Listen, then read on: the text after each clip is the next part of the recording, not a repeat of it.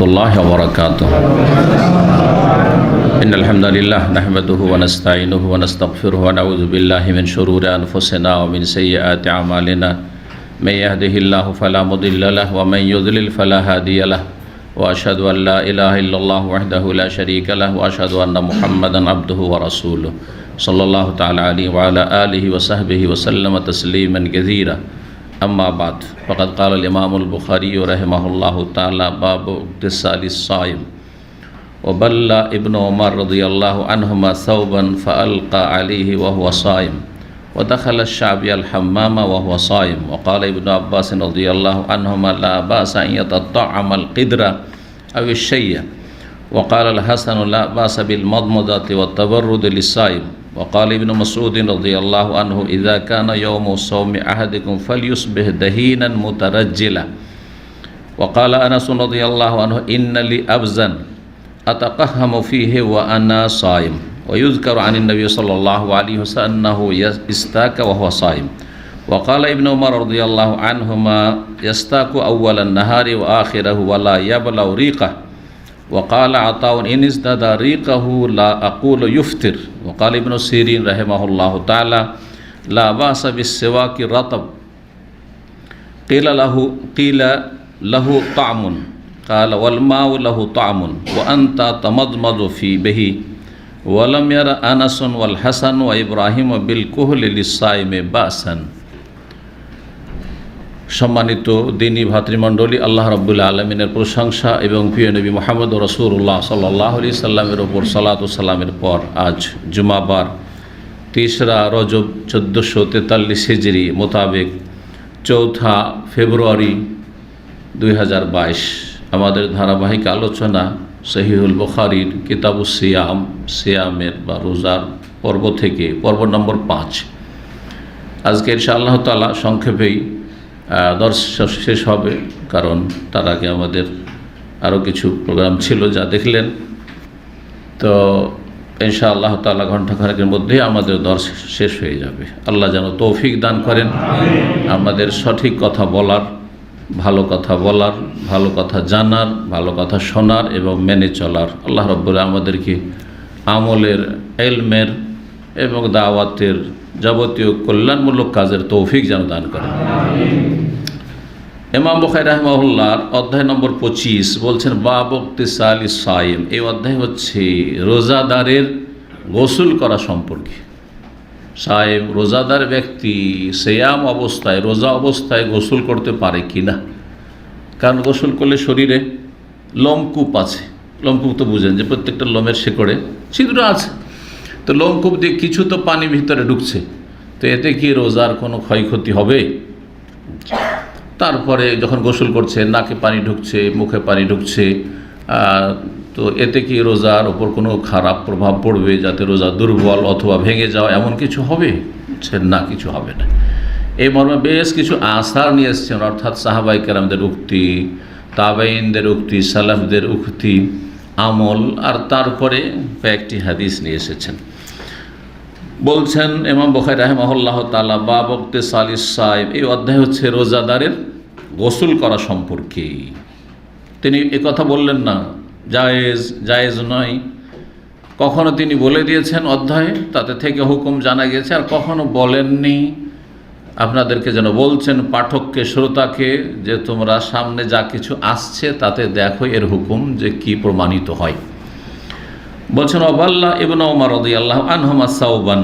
আব্দুল্লাহ ইবনে উমর রাদিয়াল্লাহু তাআলা আনহুমা প্রখ্যাত সাহাবী, খলিফা রাশিদ, আমিরুল মুমিনিনের ছেলে, তিনি নিজের কাপড় ভিজালেন। বাল্লাহ বলল মানে ভিজানো। ফাআলকা আলাইহি, তারপরে নিজের শরীরে জড়িয়ে নিলেন।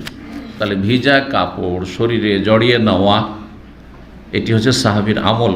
সিয়াম সাইম, রোজা অবস্থায়, সিয়াম অবস্থায়। আমরা ছোটোকালে যখন প্রথম রোজা শুরু করি, প্রচণ্ড গরমের দিনে রোজা রেখেছি, আর সেই বয়সে তো আর বাড়িতে স্থির থাকে না। এই তো আর সৌদি আরবে বাঁধা জায়গায় তো ছেলেরা যেমন বন্ধ থাকছে, ফ্ল্যাটে এরকম তো না, কত দৌড়াদৌড়ি, ছুটাছুটি, তো পিপাসা লেগে যেত। তো আমরা করতাম কি, আমাদের মায়েরা শিখিয়ে দিয়েছে, চাদর গামছা ভিজিয়ে আর তারপরে গোটা শরীরে জড়িয়ে থেকেছি, ঘন্টার পর ঘন্টা জড়িয়ে থেকেছি, গামছা শুকিয়ে গেছে, কাপড় শুকিয়ে গেছে, কিসের জন্য? যাতে শরীরে একটু রস টানে। এই যে শরীরে রস টানলো, এতে কি রোজার ক্ষতি হবে? গুরুত্বপূর্ণ মশলা না, কোনো ক্ষতি হবে না। আমল কার? সাহাবীর আমল। সাহাবী নিজে থেকে কোনো আমল করেনি, অবশ্যই রাসূলুল্লাহ সাল্লাল্লাহু আলাইহি ওয়াসাল্লাম সরাসরি ইলম হাসিল করেছেন। তিনি বলুক আর নাই বলুক, অনেক সময় তিনি বলেছেন যে আমাকে নবী সাল্লাল্লাহু আলাইহি ওয়াসাল্লাম অনুমতি দিয়েছেন, অনেক সময় বলেননি, কিন্তু বলার কোনো প্রয়োজন করেন না। আর সরাসরি তারা কি করেছেন? শাহাদুত তানজিল, কোরআন নাযিল হচ্ছে, হাদিস চর্চা হচ্ছে, নবী সাল্লাল্লাহু আলাইহি ওয়াসাল্লাম থেকে সরাসরি শিক্ষা নিচ্ছেন, তাদের কোনো আমল করা শরীয়তের বিষয়ে এতটাই যথেষ্ট যে এটা শুদ্ধ না অশুদ্ধ এটা প্রমাণ করার জন্য। ঠিক না বেটি? দ্বিতীয় আসার, ওয়াদাখালা ইমাম শাফি রহমতুল্লাহ আলাইহি, তিনি প্রবেশ করলেন তাবেই আল হাম্মাম, গোসলখানায়। হাম্মাম গোসলখানা, আজকাল হাম্মাম কাকে বলা হয় আরব দেশে? আপনারা তো প্রবাসী, হাম্মাম শব্দটি বুঝেন, কারণ আপনারা নিজেরাও প্রয়োগ করেন। হাম্মাম মানে একজন বলবে, হাম্মাম মানে বাথরুম, মানে যেখানে শৌচ কার্য সম্পন্ন করে, পেশাব পায়খানা করে, এটা কি বলে?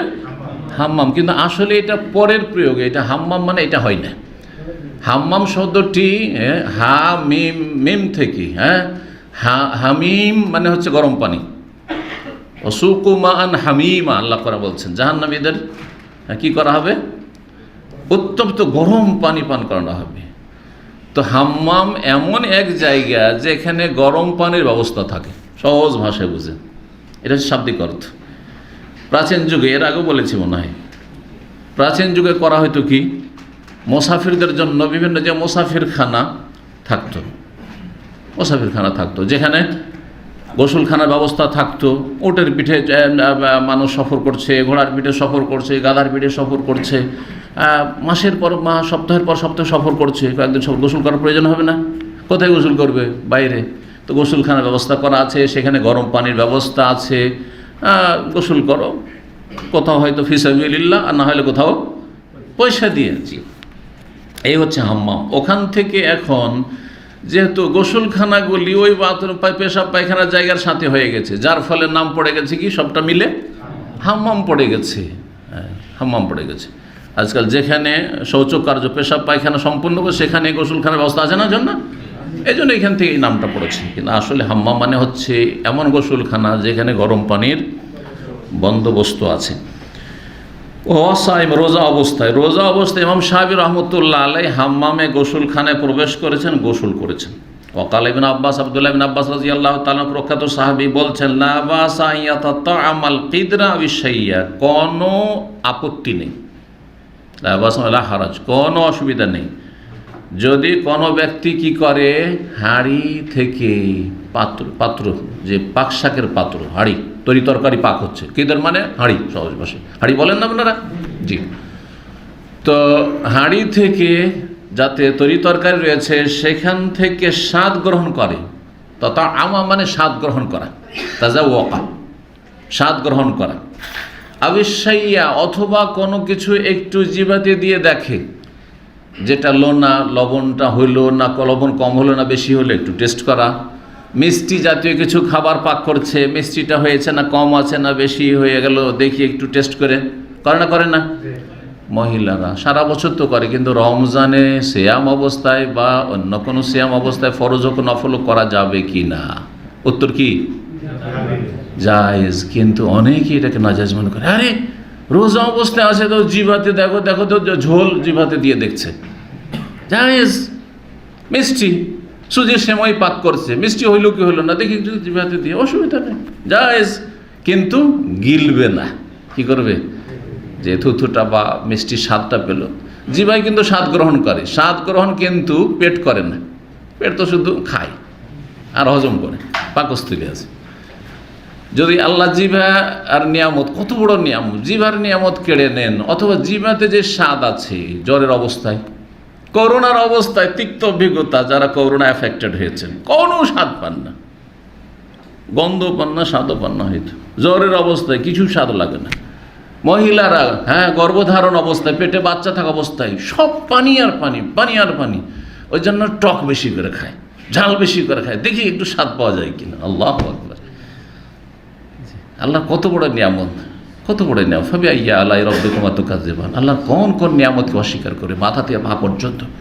কিছুই যদি না থাকে, আমার কাছে টাকা নেই, পয়সা নেই, কিছু নেই, আল্লাহু আকবার, অসংখ্য নিয়ামত।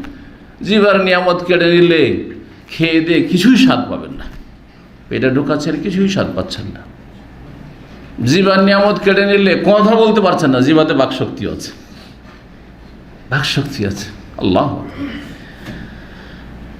তো জিহ্বা দ্বারা কেউ যদি স্বাদ গ্রহণ করে হাঁড়ি থেকে অথবা অন্য কোনো কিছু থেকে, যে কোনো কিছু থেকে হোক না কেন, কোনো অসুবিধা নেই, কোনো কিছু স্বাদ গ্রহণ করে। ওয়াকাল হাসান, ইমাম হাসান বসরি রাহমাতুল্লাহ প্রখ্যাত তাবেঈ, তিনি বলছেন লা বাসা বিল মাদমাদাতি ওয়াত তাবাররুদ লিস-সাইম, কুলি করলে কোনো অসুবিধা নেই রোজাদারের।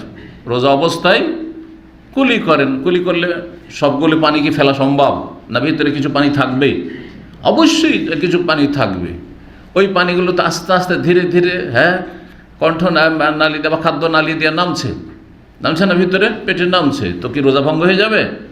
না, এমন কিছু বেশি গিলে নিলেন না।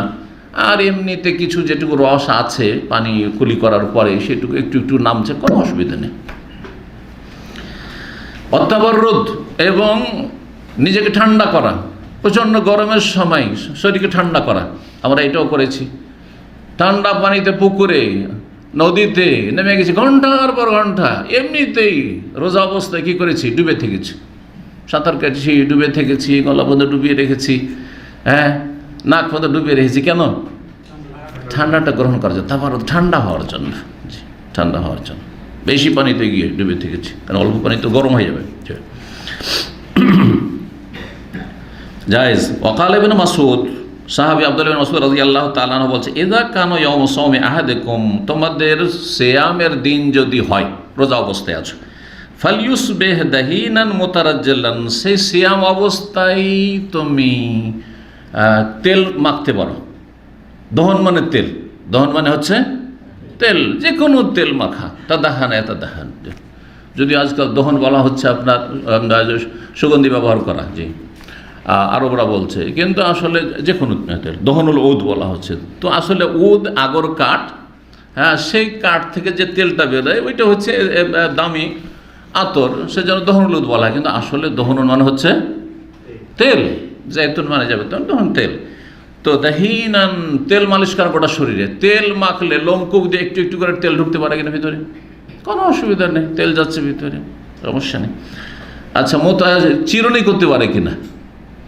তারাজ্জাল মানে হচ্ছে চুল আঁচড়ানো বা চিরুনি করা। তো চিরুনি করতে পারেন, তেল মাখেন, চিরুনি করেন, মাথাতে হোক, নাকে মুখে হোক, সব কিছু। কিন্তু নাকে বেশি করে তেল ঢুকে দেবেন না, কারণ নাক দিয়ে তাড়াতাড়ি ভিতরে যায়, এটা থেকে সতর্ক থাকবেন। নাকে ড্রপ দেওয়া হালকা হলে জায়েজ, কিন্তু এমন বেশি যেন না যায়, মুখের ভিতরে না যায়। কিন্তু কানে কোনো অসুবিধা নেই, কানে ড্রপ দিতে, কানে তেল দিতে, চোখে ড্রপ দিতে কোনো অসুবিধা নেই, সব জায়েজ। তো এইসব যে মাসাইলগুলি আসছে, এগুলো থেকে যেগুলো আসেনি সেগুলি বুঝে নিতে পারবেন। তারপরে বলছেন ওয়াকাল আনাস, বুখারী বলছেন যে আনাস রাদিয়াল্লাহু তাআলা আনহু সাহাবী বলছেন, ইন্নালি আবজান, আমার একটি পাথরের ছোট হাউজ আছে। আবজান এমন হাউজ টাইপের একে বলা হয়, বস্তুকে বলা হয় যেটা পাথরে তৈরি করা, একটা বড় পাথরটাকে খোদাই করে একটা হাউজের মতো করে নিয়েছে, যেখানে বেশ কিছু পানি রাখা থাকে, যেটাতে একটা মানুষ বসে ডুব দিতে পারবে, এটা হচ্ছে হাউজ। এমনি হাউজও আরবি, একটু বড় হলে তখন হাউজ, কিন্তু আফজান হচ্ছে এইরকম পাথর দিয়ে তৈরিকৃত হাউজ। আতাকাহমু ফিহি, যাতে আমি ডুব দিয়ে থাকি। তাকাহম মানে হতে ডুব দেওয়া। ওয়া আনা সায়েম, রোজা অবস্থায় আমি কি করতাম? আমার হাউজে ডুব দিতাম। তাহলে পুকুরে ডুব দেওয়া, নদীতে ডুব দেওয়া, সাগরে ডুব দেওয়া রোজা অবস্থায় কি যায়? সাহাবীর আমল। ওয়ায়ুযকারু আনিন নবী সাল্লাল্লাহু আলাইহি ওয়াসাল্লাম, নবী করিম সাল্লাল্লাহু আলাইহি ওয়াসাল্লাম থেকে উল্লেখ করা হয়েছে রিওয়ায়াতে, আন্নাহু ইস্তাকা ওয়া সাইম, রোজা অবস্থায়, সিয়াম অবস্থায় রাসূলুল্লাহ সাল্লাল্লাহু আলাইহি ওয়াসাল্লাম মিসওয়াক করেছেন। সিয়াম অবস্থায় তাহলে মিসওয়াক করা জায়েজ। কখন জায়েজ? শুধু নামাজের সময়গুলোতে, জোহর আসরে, না সব সময়? কেউ যদি সকালবেলা করে, সন্ধ্যাবেলা, বিকালবেলা করে, কোন কোন ফাকি বলেছেন যে আল্লাহর কাছে মুখের ঘ্রাণটা যেহেতু অত্যন্ত পছন্দনীয়, লা খালুফু ফামিস সায়েম আতিয়াব ইনদাল্লাহি মির রিহিল মিস্ক, সুতরাং সন্ধ্যাবেলা ঘ্রাণটা আরও বেশি বাড়ে মুখের গন্ধ, সেজন্য ওই সময় মিসওয়াক করা মাকরুহ। কিন্তু এটা ভুল ফতোয়া, এটা ফতোয়া ভুল। দেখেন তারপরে আসার ওয়াকালা ইবনে ওমর, আব্দুল্লাহ ইবনে ওমর রাদিয়াল্লাহু তাআলা আনহু বলেছেন, ইয়াস্তাকু আউয়ালান নাহারি ওয়া আখিরাহু, দিনের শুরুতে সকালবেলা হোক আর দিনের শেষ বেলা হোক, বিকালবেলা, সন্ধ্যাবেলা, মাগরিবের আগে হোক, যে কোনো সময় মিসওয়াক করতে পারে। ওয়ালা ইয়াবলাউ রিকাহু, তবে মিসওয়াক করার পরে যে থুথু জমা হবে তাতে যেহেতু মিসওয়াকের একটা স্বাদ আছে, ওটার সংমিশ্রণ ঘটেছে, সুতরাং সেটাকে গিলবে না। মিসওয়াক করার পরে যে থুথুটা জমা হবে মুখে সেটাকে ফেলে দেবে, গিলবে না। এমনি থুথু, এই যে আমি কথা বলছি থুথু হচ্ছে না, বসে থাকলেও অনেকের হয়, কিন্তু যত কথা বলবে তত বেশি থুতু ভিতর হচ্ছে। এখন এই থুতুকে যদি না গিলে কোনো মানুষ, তাহলে তো কথাই বলতে পারবে না, কিছুক্ষণ পর মুখ ভর্তি হয়ে যাবে। তো রোজা অবস্থায় কথা বলছে আর থুতু জমা হচ্ছে, গিলবে না? কথা গিলেন, কারো থুতু বেশি হয় বিভিন্ন কারণে, কারো কম হয়। থুতু গিললে কোনো অসুবিধা নেই, কিন্তু থুতুতে অন্য কিছুর যেন সংমিশ্রণ না থাকে, যেমন মিসওয়াক করা, সেটা ফেলে দেবে। ওয়ালা ইয়াবলাউ রিকাহু, নিজের থুতু গিলবে না এই অবস্থায়। ওয়াকাল আতা, প্রখ্যাত তাবেঈ আতা মাক্কি রাহিমাহুল্লাহ, তিনি বলেছেন, ইনিস দাদা রিকাহু লা ইয়াকুল ইফতির, যদি কারো থুতু বেশি হয়ে যায়, খুব বেশি থুতু হচ্ছে, ঘন ঘন থুতু হচ্ছে, মুখ ভর্তি হয়ে যাচ্ছে, বারবার করে গিলছে, নাকি বলবো যে না বারবার করে তুমি থুতু ফেলো না? থুথু বেলা যেখানে সেখানে, এটা একটি অভদ্রতা, যেটা আমাদের ভারত বাংলাদেশের মানুষের একটি খারাপ অভ্যাস। রাগ করবেন না, যাদের খারাপ অভ্যাস আছে খারাপ অভ্যাস সংশোধন করতে হবে। যেখানে সেখানে বলেছি, কিন্তু থুতু ফেলেন আপনি, কিন্তু জায়গা বুঝে ফেলেন। আমাদের ইন্ডিয়া, বাংলাদেশ, পাকিস্তানের লোকেরা কি করে, ওই দেশের মতো এখানেও চলাফেরা করে, হাঁটছে, আর লোকজন কত হাঁটাহাঁটি করছে, আসছে যাচ্ছে, আসছে যাচ্ছে, চলতে চলতে থু করছে না, করছে না? আমি দেখি এখানে একদিন পেছনে পেছনে হেঁটে যাচ্ছি, এক লোক থুতু ফেলেছে, বাতাস থাকলে এসে গায়ে পড়বে একবার, এই অবস্থা। আর একটু যদি স্পিডে থাকতে আমার গায়ে পড়ে, এই অবস্থা, অন্য লোকের গায়ে পড়ে, জায়েজ নয় কাউকে কষ্ট দেওয়া। তো সতর্ক থাকতে হবে, এই আদবগুলি শিখানোর প্রয়োজন হয় না। মানুষ সাধারণ আল্লাহ জ্ঞান বিবেক দিয়েছেন, ওতেই শিখতে হয় যে কোনটা ভদ্রতা কোনটা অভদ্রতা, জায়েজ না জায়েজ আলাদা জিনিস, অনেক সময় হয়তো জায়েজ কিন্তু ভদ্রতার খেলাফ। জি, তো বলছেন ইমাম আতা, ইনিস দাদা রিকাহু, যদি রোজাদারের থুথু খুব বেশি হয়ে যায়, লা আকুলু, তাহলে বলবো না যে ইফতির, তার রোজা নষ্ট হয়ে যাবে। খুব বেশি থুথু হচ্ছে আর বারবার করে গিলছে রোজা অবস্থায়, রোজা নষ্ট হবে? জি না, হবে না। ওয়াকাল ইবনে সিরিন, প্রখ্যাত তাবী মুহাম্মদ বিন সিরিন রাহমাতুল্লাহ আলাইহি বলেছেন, লা বাসা বিসওয়াকির রাতাব, তাজা কাঁচা মিসওয়াক করায় কোনো আপত্তি নেই, কারণ তাজা মিসওয়াকে কি আছে, স্বাদ আছে তাতে। এখন এখানকার যে মিসওয়াকগুলি, যেগুলো আরাক, যেটাকে আমাদের দেশীয় ভাষায় পিল্লু বলা হয়, কি জানি না বাংলায় কোনো বাংলা আছে কি না, কিন্তু উর্দু ভাষীরা বা হিন্দি ভাষীরা এমনিও পিল্লু অনেকে বলে, বাঙালিরাও বলে, কিন্তু আসলে আরবিতে সেটা কি আরাক, সাজারুল আরাক। দেখেছেন কোথাও এই গাছ? মানে কেটে নিয়ে সে তো দেখেছেন, এটা জড় দেখেছেন, কিন্তু গাছ দেখেছেন? আমি গাছ দেখেছি, কারণ সৌদি আরব প্রায় এলাকা আলহামদুলিল্লাহ ঘুরেছি দাওয়াতি ময়দানে। তো জিজান এলাকাতে খুব বেশি, জিজানের যতগুলি শহর আছে বিভিন্ন জায়গায় খুব বেশি আছে। তো জিজান এলাকাতে এর গাছ দেখেছি আমি, আর কয়েকবার জিজান এলাকায় সফরে গেছি। পাহাড়ি এলাকায় সবচেয়ে উঁচা পাহাড় যেটা ফাইফা, বা ভারতের দার্জিলিংয়ের মতো, ওই জায়গায় পাহাড়ের ওপরে ঘুরেছি আলহামদুলিল্লাহ। তো ওইখানে ওই গাছগুলো অনেক আছে, প্রচুর আছে। ওখানে প্রথমবার যখন যাই দেখি জুমার দিনে জুমা পড়তে যাচ্ছি, তারপরে আমার বক্তব্য আছে অনেক আগে, আজকে থেকে 15 বছর আগে। তো দেখছি যে মসজিদের গেটে সব এতগুলি মিসওয়াক নিয়ে দাঁড়িয়ে আছে আর মিসওয়াক ধরাচ্ছে, মিসওয়াক দিচ্ছে, বড় বড় তাও দিচ্ছে, এক একজনের এই বড় বড় এক একটা শেকড়, তাদের 3-4টা মিসওয়াক হবে, সবকে ধরাচ্ছে। তো আমি জিজ্ঞেস করলাম যে এত মিসওয়াক আর এইভাবে ফ্রি বিতরণ হচ্ছে? তো তখন জানতে পারলাম যে না, এই এলাকায় এই জন্য ফ্রি বিতরণ হচ্ছে, আমাদের এখানে 3 রিয়াল 4 রিয়াল করে কিনতে হয়, আর ওখানে করে ফ্রি বিতরণ হচ্ছে। তো বললো যে এই এলাকায় এগুলো এমনিতেই আল্লাহর প্রাকৃতিকভাবে এগুলো গাছ হয়, এসব গাছ অনেক বেশি আছে। তো জিজান এলাকায় যারা বসবাস করেছেন তারা জানে। দক্ষিণ এলাকায় ইয়ামানের বর্ডার। কি বলছেন ইবনে সিরিন রহমতুল্লাহ আলাইহি, তাজা মেশওয়াক রোজাদার যদি ব্যবহার করে, কাঁচা মিশক, তাতে কোনো অসুবিধা নেই। তখন তাকে বলা হইল, প্রশ্নকারী, লাহু তামুন, তার তো একটা স্বাদ আছে, হ্যাঁ, কোনোটা ঝাল, কোনোটা তিতা। যেমন আমাদের দেশে কিসের মিশক করে? নিমের মিশক। ছোটতে আমাদের প্রচুর নিমের গাছ ছিল আমাদের নিজের জমি, তো নিমের মিশক করতাম। নিম আর একটা গাছ আছে, ওটাও খুব তিতা হয়। জি, আমরা গামহাড় বলি, কি যে বলেন আপনারা বুঝি নেন, বা পিঠালি বলে কোনো এলাকায়। হ্যাঁ হ্যাঁ, তো ওই এর মতো নিমের চাইতে বড় গাছগুলো হয়, তো সেইটাও খুব তিতা হয়। তো এই দুটো দেশের প্রেক্ষাপটে খুব উপকারী মিসওয়াক, কারণ আমাদের দেশেও তার এই আরাক পাওয়া যায় না। তো তাজা মিসওয়াকের যে স্বাদ আছে, আর কি করে রোজাদার এই স্বাদ গ্রহণ করবে? কালা ওয়াল মা, তখন ইবনে সিরিন বললেন, ওয়াল মা ওল্লাহ তাওয়ান, পানিরও তো স্বাদ আছে। পানির স্বাদ নেই? পানির স্বাদ পানিতে আছে, যদিও স্যার মিষ্টিও না, খাট্টাও না, আর ইও না, ঝালও না, কিন্তু তার একটা স্বাদ আছে। তো পানি কি করে? পানি দিয়ে কুলি করছো, উজু করছো। জি, ওয়ান্তা তামাজমাজ বেহি, আর তুমি পানি দিয়ে কুলি করছো, গড়গড়া করছো, কিন্তু গড়গড়া বেশি না। নবী সাল্লাল্লাহু আলাইহি ওয়াসাল্লাম হাদিস কি রয়েছে, বালেগ ফিল ইস্তিনশাক, নাকে পানি দেওয়ায় এইরকমই কুলি করায় বেশি করে করো, ইল্লা আন তাকুনা সায়মা, তবে সিয়াম অবস্থায় থাকলে বেশি করে করতে যাবে না। যেমন কিছু লোকেরা আবার বাড়াবাড়ি করে উজু করতে, মনে করে গড়গড়া মানে করতে হবে। গড়গড়া মানে ইদারাতুল মা, হ্যাঁ, ফি জাওফিল ফাম, ভিতরে পানিটাকে শুধু একটু পাক দেওয়া, ঘোরানো, এরকম করা, ব্যাস। করতে হবে, এটা কি করতে হবে? বাড়াবাড়ি বলেছি, এরকম নাকে দিয়ে টানতে হবে, এমন যে সর্দি লেগে যায় যাতে, এটাও বাড়াবাড়ি। তো গলু বর্জনীয়, গলু বা বাড়াবাড়ি সব কিছুতেই বর্জনীয়, অবশ্যই ছাড়তে হবে। জি, মধ্যম পন্থা অবলম্বন করতে হবে। তো বলছে যে পানি দিয়ে তো তুমি কুলি করো। ওয়ালাম ইয়ারা আনাসুন ওয়াল হাসান ওয়া ইব্রাহিম বিল কুহলি লিসাইমে বাসান, এখন মাসলা আসলো রোজা অবস্থায় চোখে সুরমা লাগানো যাবে কিনা? যাবে না? যাবে না? একটু একটু করে ঢুকতে থাকবে তো। আচ্ছা, চোখে সুরমা যদি জায়েজ হয়, তাহলে চোখে ড্রপ দেওয়া জায়েজ, মলম অয়েন্টমেন্ট দেওয়া জায়েজ, রোজা অবস্থায় জায়েজ, কিচ্ছু হবে না রোজার। ঠিক তাই বলছেন যে আনাস রাদিয়াল্লাহু তাআলা আনহু সাহাবী, হাসান বসরি, ইব্রাহিম নাখঈ ফুকাহা, এরা তারা ওয়ালাম ইয়ারা বিল কুহলি লিসাইমে বাসান, রোজাদারের জন্য সুরমা লাগাতে কোনো তারা অসুবিধা মনে করতেন না, মানে জায়েজ মনে করতেন, এগুলো জায়েজ।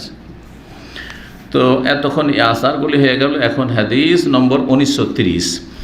সাহাবী বর্ণনা করেছেন মা আয়েশা রাদিয়াল্লাহু তাআলা আনহা, সাহাবিয়া উম্মুল মুমিনিন, কানান নবী সাল্লাল্লাহু আলাইহি ওয়াসাল্লাম ইউদরিকুল ফজরু জুনুবান ফি রমাদান মিন গায়রি হুলমিন ফায়াগতাসিলু ওয়া ইয়াসুম। এই হাদিস এর আগেও এসেছে, কিন্তু সেখানে আর একটি মাসলা ইস্তেমবাদ করার জন্য বা প্রমাণ করার জন্য বুখারী নিয়ে এসেছেন। একটি হাদিস বিভিন্ন জায়গায় নিয়ে আসেন মুহাদ্দিসিনে কেরাম, আর বিশেষ করে ইমাম বুখারী রাহিমাহুল্লাহ, আর বিশেষ করে ইমাম তিরমিজি রাহিমাহুল্লাহ, আর অন্যান্য ফুকাহারাও, কিন্তু কেউ কম বেশি। একটি হাদিস অনেকগুলি অধ্যায়ে এসছে, একটা হাদিস বারবার নিয়ে আসার দরকার কি? মুকাররার হাদিস, হ্যাঁ, হয় সনদে কোনো ফায়দা রয়েছে, সনদে ভিন্নতা রয়েছে, আর না হইলে একটি হাদিসে অনেকগুলি মাসাইল রয়েছে, যে মাসাইলগুলি ইস্তেমবাদ করা যেতে পারে, সেগুলিকে কেন্দ্র করে এক এক অধ্যায়ে সেই হাদিসটি ওই এক এক উদ্দেশ্যে নিয়ে আসা হয়েছে। তো এই হাদিসটি এর আগে এসেছে, কিন্তু অন্য আরেকটি মাসলা প্রমাণ করা, সেটা হচ্ছে যে গোসল ফরজ থাকা অবস্থায় যদি ফজর হয়ে যায়, অসুবিধা আছে? রোজা রাখবেন, রমজানের হোক আর অন্য রোজা হোক, ফরজ হোক আর নফল হোক, আর আপনার কি হয়েছে, গোসল ফরজ হয়ে আছে। এখন যদি গোসল করতে যান তো সাহারি খেতে পাবেন না, আর সাহারি খান তো গোসল হবে না, গোসল করতে হবে আজানের পরে। তো কি করবেন? যে রোজাটা ছেড়ে দিই, সাহারি খাই? সাহারি খাওয়া সুন্নাত, নিয়ত করা, অন্তরের নিয়ত, 1 সেকেন্ডও লাগবে না। এমনি তো নিয়ত, আগের নিয়ত দিয়ে চলবে, যদি আগে থেকে নিয়ত থাকে। যেমন রমজান চলছে, নিয়ত অলরেডি আছে, তাই যদি নিয়ে প্রতিদিন নিয়ত নবায়ন, এটা জরুরিও না যে প্রতিদিন রোজাতে আপনাকে ভোর রাতে উঠতে হবে বা রাত্রে নিয়ত করতে হবে, জরুরি নয়, করলে ভালো।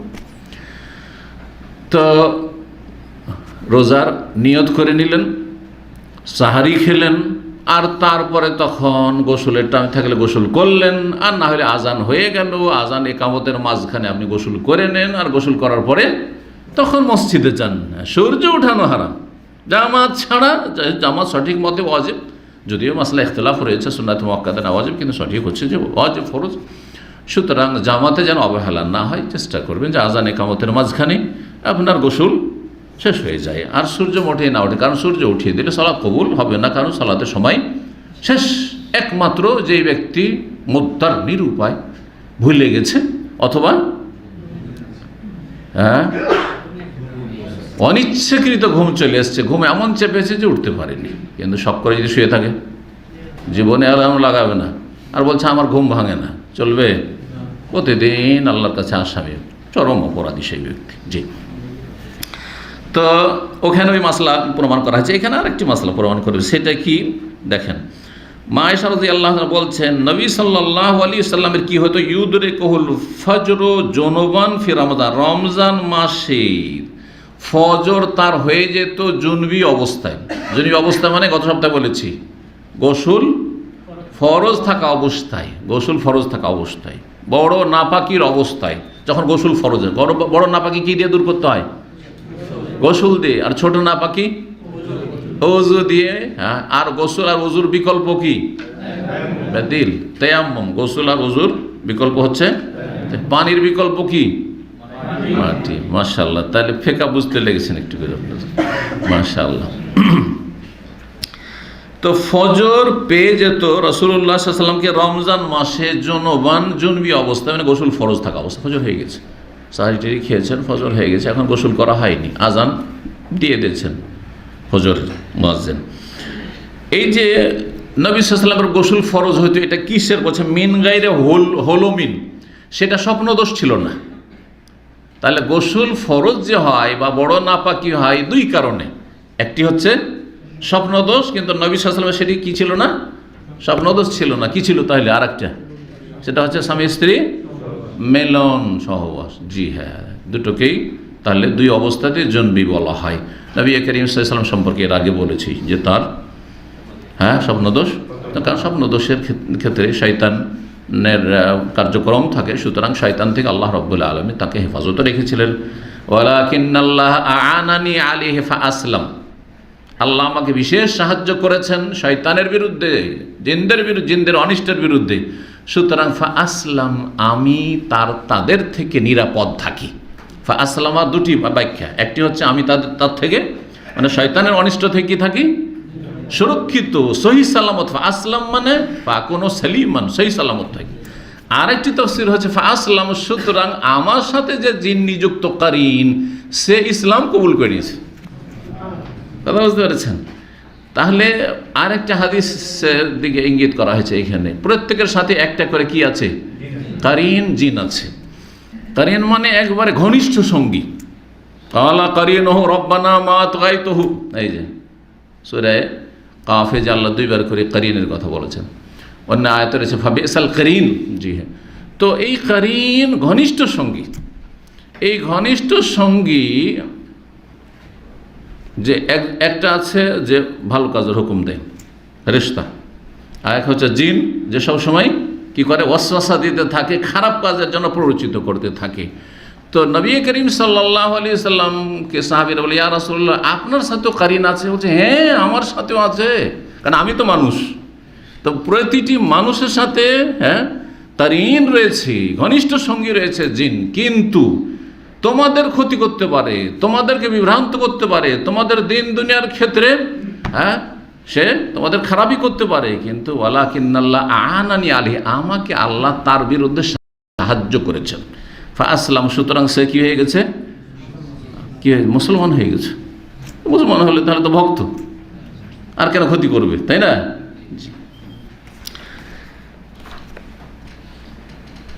তারপরে কি করতেন? ফজর হয়ে গেল আর গোসল ফরজ আছে, ফায়াগতাসিলু, গোসল করতেন, ওয়ায়াসুম, আর সেই দিনের সিয়াম পালন করতেন। তাহলে সিয়ামের কোনো ক্ষতি নেই। তাহলে এখান থেকে যে মাসলা জানলাম সেটা হচ্ছে যে নাপাক অবস্থায়, গোসল ফরজ থাকা অবস্থায় সিয়াম শুরু করা যাবে। তাহলে পবিত্রতা অর্জন করা সাহরি খাওয়ার জন্য বা সিয়ামের নিয়তের জন্য শর্ত নয়, যেমন সালাতের জন্য শর্ত, তাওয়াফের জন্য শর্ত, ইত্যাদি দিয়ে কোরআন কারীম স্পর্শ করবেন সেই জন্য শর্ত ইত্যাদি, বা তিলাওয়াত করবেন জন্মের ক্ষেত্রে তার জন্য শর্ত। এখানে কোন মাসলা বলার জন্য নিয়ে আসলেন? এখানে তো ওই মাসলা না, অধ্যায় তো হচ্ছে রোজাদারের গোসল। এটাও প্রমাণিত এই হাদিস থেকে, কারণ নবী সাল্লাল্লাহু আলাইহি ওয়াসাল্লামের ফজর হয়ে যেত, এখনো কি আছে? গোসল ফরজে আছে। তারপরে ফজর হওয়ার পরে গোসল করতেন, তাহলে রোজা অবস্থায় গোসল করলেন না করলেন না? সেটা ফজরের সময় করেন, আর সকাল 10টায় করেন, আর আসর পরে গোসল করেন। হ্যাঁ, যদি ফজর পরে গোসল করা, আজানের পরে গোসল করা জায়েজ হয়, তাহলে অধ্যায় প্রমাণিত হয়ে গেল। তাহলে দুপুরেও যায়, সকালেও যায়, সন্ধ্যাবেলাও যায়, বিকেলবেলাও যায়। জি। 1931 নম্বর হাদিস। হাদিস বর্ণনাকারী সাহাবী আন্নাহু সামিআ আবু বকর ইবনে আব্দুর রহমান, আবু বকর ইবনে আব্দুর রহমান থেকে শুনেছেন কে? সুমাই মাওলা আবি বকর ইবনে আব্দুর রহমান, তার আজাদকৃত বা স্বাধীনকৃত গোলাম। বলছেন কুনতু আনা ওয়া আবি, এই আবু বকর ইবনে আব্দুর রহমান থেকে শুনেছেন, উনি বলছেন যে আমি এবং আমার আব্বা ছিলাম। আবু বকর এবং আব্দুর রহমান ইবনুল হারিস, গত সপ্তাহে তার বাপের নাম এসেছে আব্দুর রহমান ইবনুল হারিস। তো দুইজনে ছিলাম। ফাযাহাবতু মাহু, তার সাথে গেলাম, মানে আব্বার সাথে গেলাম। হাত্তা দাখালনা আল আয়েশা, প্রবেশ করলাম আয়েশা রাদিয়াল্লাহু তাআলা আনহার কাছে, যে ইলম শেখার জন্য। নিকট আত্মীয় মাহরাম হলে সরাসরি ইলম শিখতেন, এর আগে আলোচনা করেছি। কারণ এই হাদিসগুলো থেকে অস্পষ্ট হয়ে আছে যে আর এই পুরুষ মানুষ আবার আয়েশা রাদিয়াল্লাহু তাআলার কাছে প্রবেশ করলাম, এটা কেমন কথা হইল? তাহলে কি মহিলার কাছে পুরুষ, বেগানা পুরুষ প্রবেশ করে ইলম শিখতে পারে না? মোটেই না। তাহলে হয় এমন নিকট আত্মীয় যে মাহরম, আর না হলে পর্দার আলাল থেকে সাহাবীরা এমন এমন মাসাইলগুলি জানতেন যেগুলি পারিবারিক মাসাইল, যেগুলি বাইরের কেউ জানার সুযোগ নেই। মা আয়েশার কাছেই সেই এলেমটা ছিল।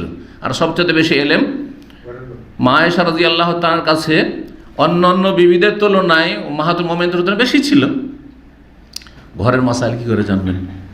যে যখন তিনি সাহারি খান তখন গোসল ফরজ ছিল, এটা বাইরের লোক কী করে জানবে? যদি স্ত্রী ছাড়া কেউ জানবে না, তাই না? এমনকি ছেলেমেয়েরা হয়তো জানতে পারবে না। তো এইসব বিষয়গুলি জানার জন্য যেতে হইতো। যারা বেগানা তারা পর্দার আড়াল থেকে মাসাইল জিজ্ঞেস করতে এটা জায়েজ কি না, আর যারা আপনার মাহরাম তারা সরাসরি ভিতরে গিয়ে জিজ্ঞেস করতো।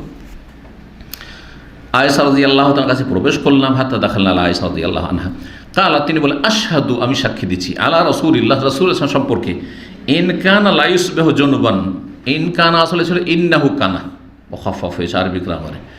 কথা হচ্ছে এখানে কথা হচ্ছে যে তিনি সকাল করতেন জুনবি অবস্থায়, মিন জেমাইন, সহবাসের মাধ্যমে, গায়রা ইহতিলামিন, স্বপ্নদোষের কারণে নয়। সুম্মা ইয়াসুমহু, তারপর ওই দিনের সিয়াম পালন করতেন, ওই দিনের রোজা রাখতেন। 1932 নম্বরে একটু ছোট্ট হাদিস, তারই একটা অংশ রয়েছে। সুম্মা দাখালনা, মা আয়েশাকে তো জিজ্ঞাসা করা হয়ে গেল, আবু বকর আব্দুর রহমান বাপ বেটা দুইজনে গেলেন, মা আয়েশার কাছে জানলেন। তারপরে উম্মে সালমার কাছেও গেলেন, দিয়ে জিজ্ঞেস করলেন আর একজন নবী সাল্লাল্লাহু আলাইহি বিবিকে, যে দেখি কথাটা কি, কারণ এই বিষয়টা রোজা হবে না হবে না, শুদ্ধ হবে না, রোজা নষ্ট হয়ে যাবে এই বিষয়টি। তো একটু কনফার্ম হওয়ার জন্য আরেকজনের কাছে, আরেকজন উম্মুল মুমিনের কাছে গেলেন, তিনি হচ্ছেন উম্মে সালমা রাদিয়াল্লাহু তাআলা আনহা। বলছেন সুম্মা দাখালনা আলা উম্মে সালমা, তারপর আমরা প্রবেশ করলাম উম্মে সালমা রাদিয়াল্লাহু তাআলা আনহার কাছে। ফাকালাত মিসলা, তিনিও অনুরূপ বললেন, মানে মা আয়েশা যেমন বললেন তেমন, মানে তার বাড়ি তো এরকমটাই ঘটেছে।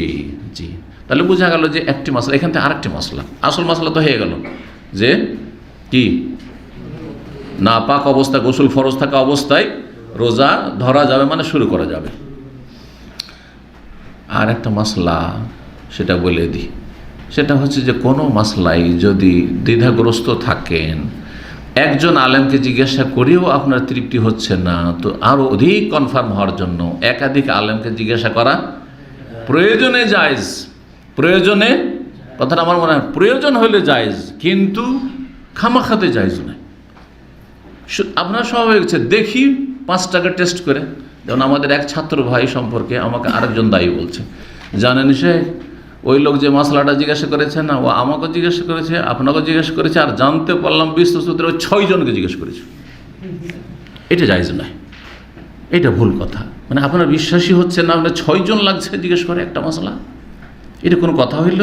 তারা ওটা টেস্ট করছে দেখি কে কি বলে, দেখি কি কেউ বলে। আচ্ছা, তারপরে এর চাইতে বড় নিন্দনীয় হচ্ছে, আপত্তিকর হচ্ছে, তারপরে আপোষে লড়িয়ে দেওয়া। হ্যাঁ, ধরেন দুইজন দুই রকম ফতোয়া দিয়েছে। একজন বলছে সালাম ফেরার পর আল্লাহ আকবার বলতে হবে, যেমন আজকাল ঝগড়া চলছে খুব সোশ্যাল মিডিয়াতে, যুদ্ধ চলছে। আর আরেকজন বলছেন আস্তাগফিরুল্লাহ আস্তাগফিরুল্লাহ আস্তাগফির বলতে হবে। আর সবাই আহলে হাদিস আলেম বা সালাফি আলেম বা সহিহ আকীদার যেটা বলবেন বলেন। এখন করছে কি, এর একটু ভিডিও ক্লিপ নিল, এর একটু নিয়ে এলো, আর তারপরে এই একই রকম রাখে তো অসুবিধা নেই, যে যারা আস্তাগফিরুল্লাহ ওয়ালা একসাথে কয়েকজন, আল্লাহ আকবার ওয়ালা চলো আল্লাহ আকবার ওয়ালা একসাথে, আপনার যেটা পছন্দ লাগে সেটা করেন, যেটাকে সহি লাগছে করেন, আর একরকম রাখেন। কিন্তু তাজারুবুল আহওয়াল, লড়াই লাগিয়ে দেওয়া, দ্বন্দ্ব লাগিয়ে দেওয়া। একজন বলছে আল্লাহু আকবার, আর তারপরে 2 মিনিট একটা ক্লিপ দিচ্ছে, আরেকজন আস্তাগফিরুল্লাহ। দেখো দেখো সবাই বলছে, সবাই সহিহ আকীদা, সবাই আহলে হাদিস, সবাই সালাফিয়াত, দেখো দেখো আপোষে কি। কথা বোঝা গেছে না? এগুলো ফিতনা, এগুলো কি ফিতনা। খবরদার এরকম কাজ করবেন না। তাদারুল আকওয়াল জায়েজ নয়। একের উক্তিকে আর একজনের উক্তির সাথে পেশ করা, দ্বন্দ্ব লাগাবার জন্য, ঝামেলা বাঁধানোর জন্য, ফিতনা সৃষ্টি করার জন্য, সেটা সামনাসামনি হোক অথবা সোশ্যাল মিডিয়াতে হোক, এগুলো জায়েজ নয়। এগুলো দিনের খেদমত না, এগুলো ফিতনা করা। জি, আপনি নিজের দিন পালন করেন, যেটা আপনাকে ভালো লাগছে করেন। আপনাকে চাপিয়ে দিতে হবে নাকি? কোরআন হাদিসে কোথাও আসে যে আস্তাগফিরুল্লাহ চাপিয়ে দিতে হবে না, বা আল্লাহু আকবার চাপিয়ে দিতে হবে? আরে ভাই, আপনাদেরকে আল্লাহু আকবার ঠিক লাগছে ওইটাই করেন। আরে ভাই, আপনাদেরকে আস্তাগফিরুল্লাহ ঠিক লাগছে ওইটাই করেন। আরে ভাই, আপনারা রুকু থেকে ওঠার পরে বুকে হাত বাঁধা ঠিক লাগছে ওইটাই করেন। কাউকে ভালো লাগছে না, ছাড়তে ভালো লাগছে, ওইটাই ঠিক লাগছে ওইটাই করেন। কিন্তু একদম এইগুলোকে ইস্যু বানিয়ে মাঝে মাঝে লড়াই। হ্যাঁ, জানাজার পরে এক সালাম না 2 সালাম, 1 সালাম না, সৌদি আরব থেকে এসে সব চেঞ্জ করতে হবে, তো এখন এই 2 সালামের বিরুদ্ধে একদম উঠে পড়ে লেগেছে এক শ্রেণীর লোকেরা। না না না, এসব ফিতনা করা, এসব ফিতনা করবেন না। দিনের খেদমত করুন, ফিতনা করবেন না। ফিকহি মাসাইলে এইরকম বাড়াবাড়ি করা ফিতনা, এই ফিতনা থেকে বেঁচে থাকুন। আল্লাহ যেন তৌফিক দান করেন। 26 নম্বর অধ্যায় বলছেন বাবু সাইমে ইজা আকালা আও শারিবা।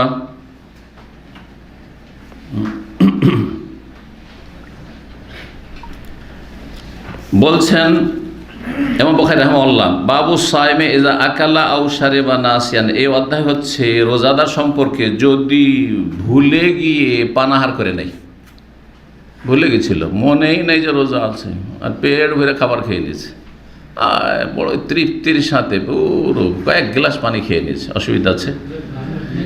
এটা বাল্য জীবনে খুব বেশি হয়, আমাদেরও হয়েছে। আর এখন ভুলতে চাইলেও ভুলি না, তাই না? মাঝে মাঝে আল্লাহ যদি ভুলিয়ে দিত, প্রচণ্ড পিপাসা লেগেছে, ভুলিয়ে দিত, দেখছি পানি করিয়ে নিতাম, তাই না?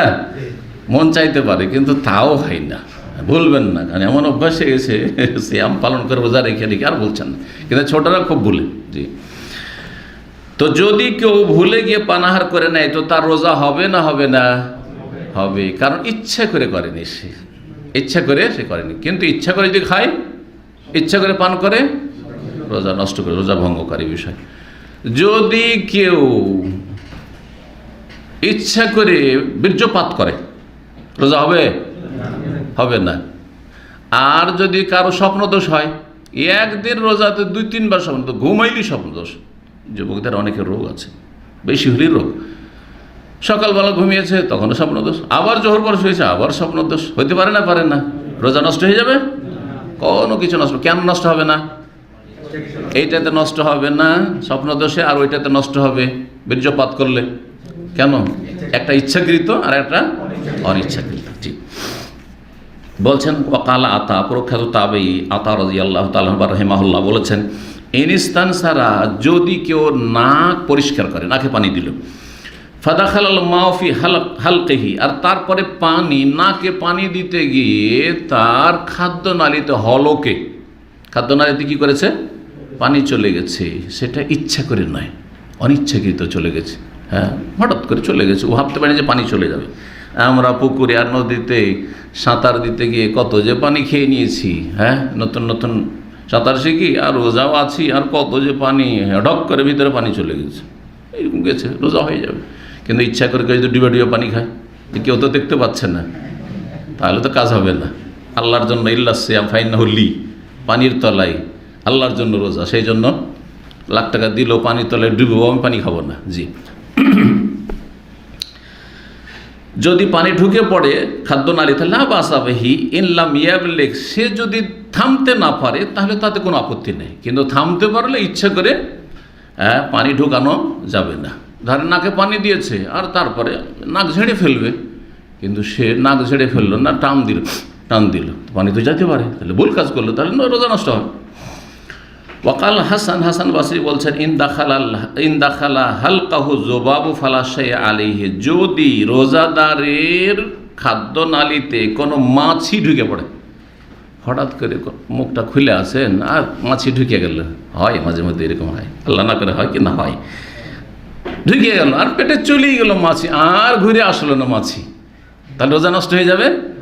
ইচ্ছে করে ঢুকাননি, কিন্তু একটা মাছি ধরলেন আর গিলে নিলেন, রোজা নষ্ট হবে না? হবে না, নষ্ট হয়ে যাবে, কারণ ইচ্ছাকৃত আর অনিচ্ছাকৃত। জি, তারপরে বলছেন ওয়াকাল হাসান ও মুজাহিদ, হাসান বসরি এবং মুজাহিদ রাহিমাহুমুল্লাহ এরা সবাই তাবেঈ, বলছেন ইন জামা নাসিয়ান, কোনো ব্যক্তি ভুলে গিয়ে সহবাস করে, রোজায় আছে মনেই নেই, কোন যে ভুলা লোক আল্লাহ জানে, সহবাস করে নিয়েছে, রোজ অবস্থায় ভুলে সহবাস করেছে। আমাদের মনে অবাক লাগছে যে এটা আবার হইতে পারে যে রোজ অবস্থায় ভুলে গেছে আর সহবাস করছে, কারণ সহবাস তো আর একা হয় না, দুইজন, তো দুইজনই ভুলে গেছে, হ্যাঁ হতে পারে, আল্লাহ ভুলাইতে পারে। জি, তা যদি ভুলে যায় সহবাস করে নেই ফালাশে আলে, তাতে কোনো অসুবিধা নেই।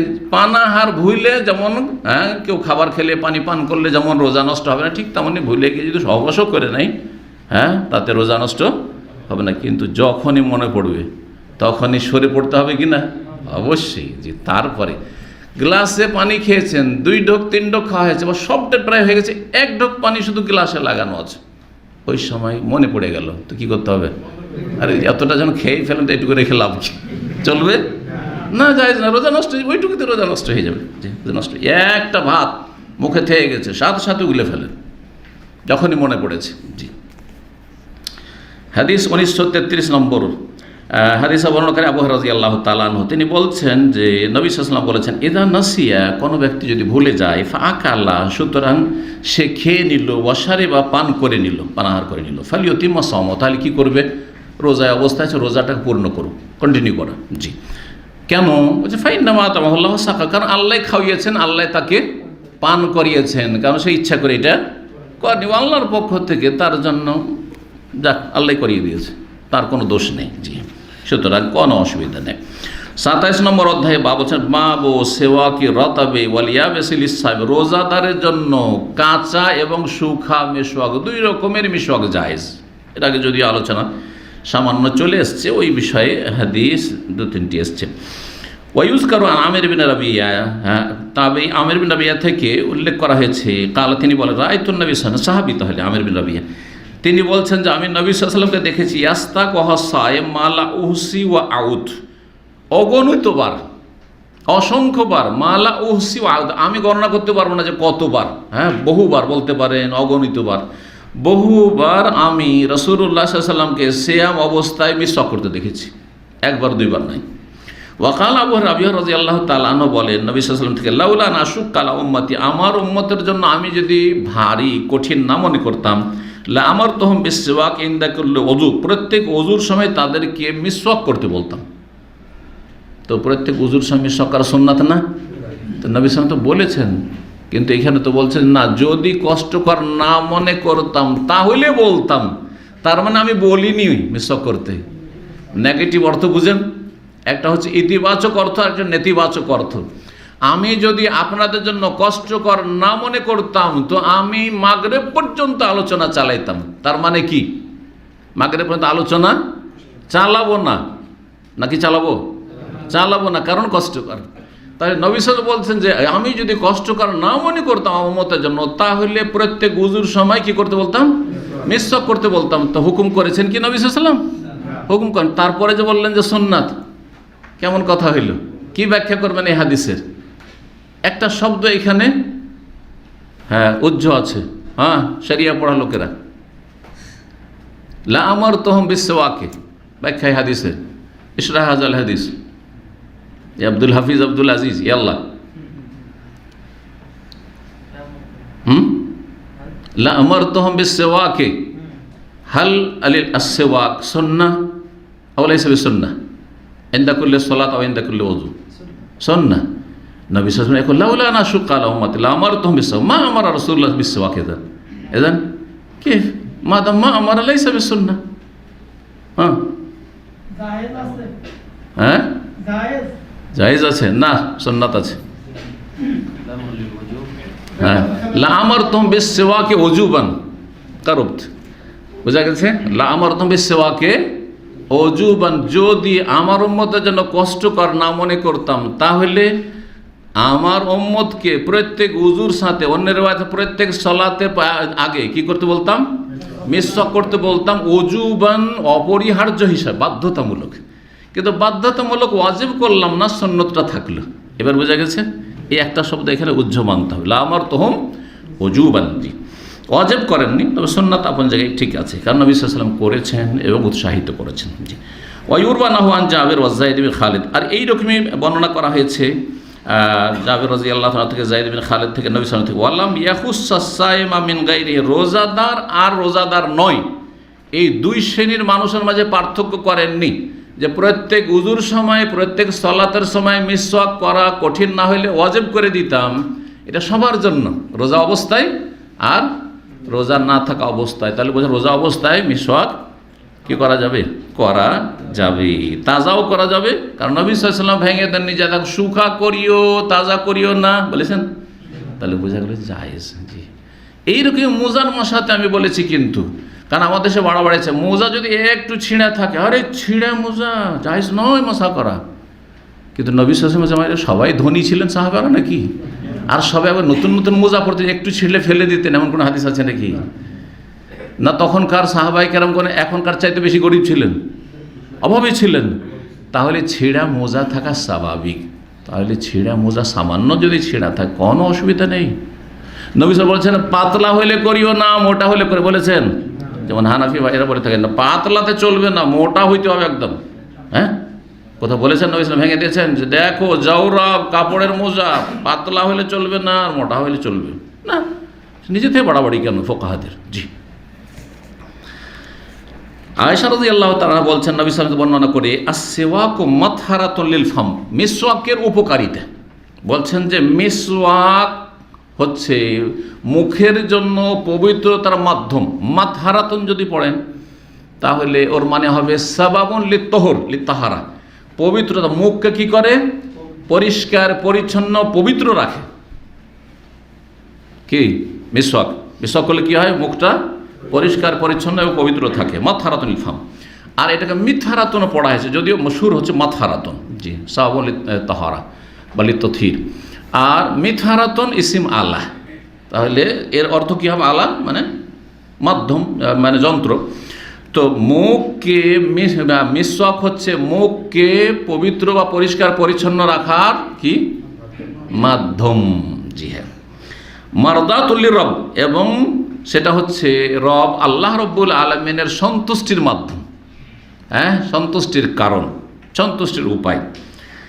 ওয়াকালা আতা, প্রখ্যাত তাবি আতা এবং কাতাদা বলেছেন, ইয়াবতালি রিকাহু, যেই ব্যক্তি মিসওয়াক করবে, মিসওয়াকে যদি রস থাকে তাহলে গিলবেন না, যেমন এর আগে আলোচনা চলে এসছে। কিন্তু এমনি মুখে কিছু থুথু আছে, শুকনো মিসওয়াক, আর এমন যে কিছু চলে যাবে স্বাদ, এমন কিছু নেই, তাহলে থুথু গিলতে পারে। কিন্তু যেমনটা বললাম যে সতর্কতা অবলম্বন করতে হবে, আর তাতে তোর কোনো রকমের যদি স্বাদ থাকে তো সেটা গিলতে হবে না। এমনি থুথু গিলতে কোনো অসুবিধা নেই, কম হোক অথবা বেশি হোক। 1934 নম্বর হাদিস,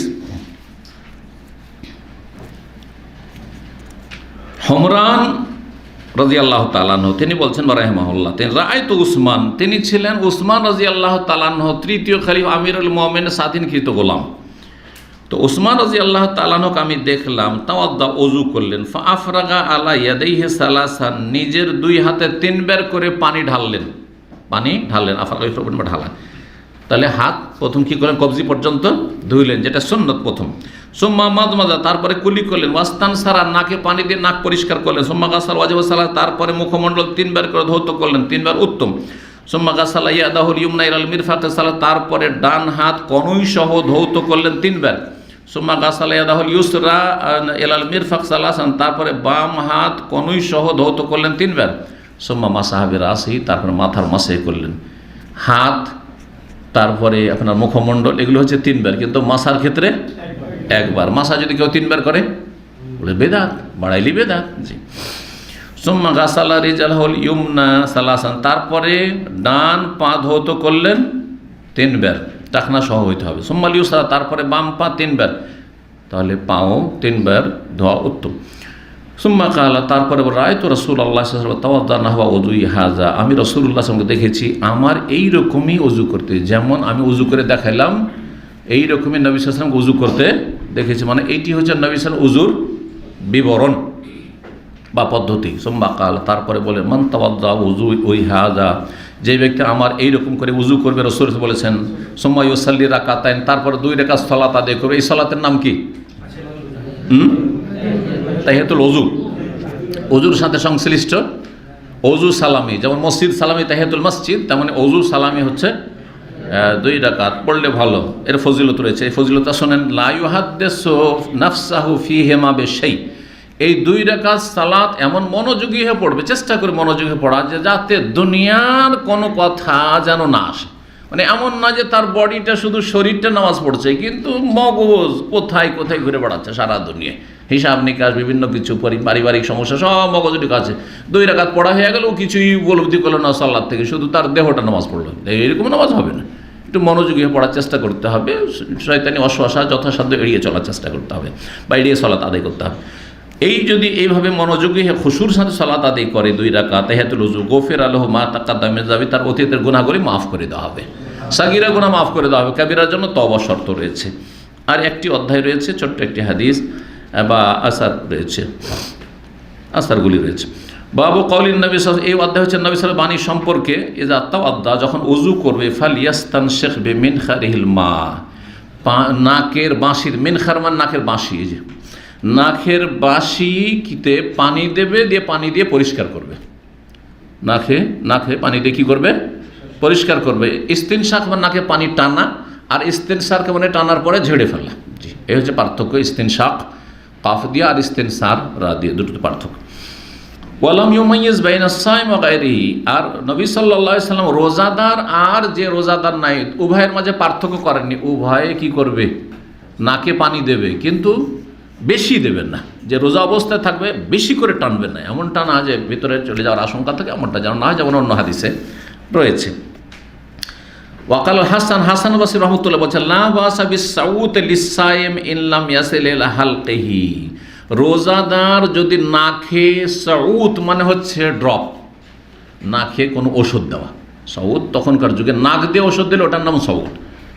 হ্যাঁ, তো আজকালকার হচ্ছে যে ড্রপ, নাকের ড্রপ দিয়ে থাকে।